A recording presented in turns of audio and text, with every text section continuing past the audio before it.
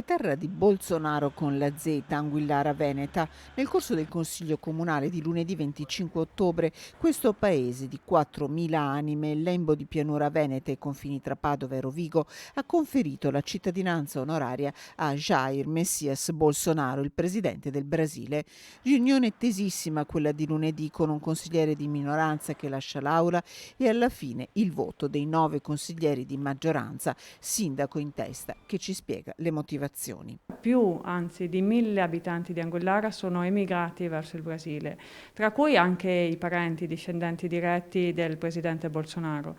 Noi ieri abbiamo riconosciuto la cittadinanza di fatto onoraria al presidente, ma non è così. Noi abbiamo riconosciuto la cittadinanza onoraria a un paese, abbiamo riconosciuto la cittadinanza onoraria al Brasile. Terra d'emigrazione Anguillara Veneta. Da qui nel 1888 partirono gli avi del presidente del Brasile, in particolare il trisavolo Vittorio Bolsonaro. Sono partiti con la famiglia nel 1888.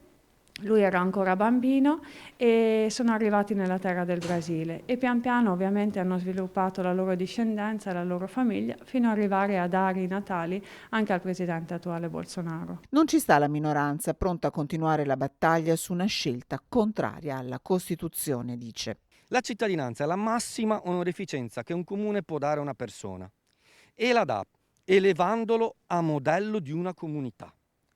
Quindi non si sta elevando qui gli immigrati italiani in Brasile. La delibera dice che stiamo elevando a modello di questa comunità Bolsonaro. E ripeto, come possiamo prendere a modello una persona di sinistra, di destra, di non si sa che corrente politica, che si mette apertamente in contrasto con i principi della Costituzione? È qualcosa che a noi lascia allibiti francamente. Un presidente controverso Bolsonaro, ma il sindaco Buoso si dichiara pronto a farsi voce dei più deboli.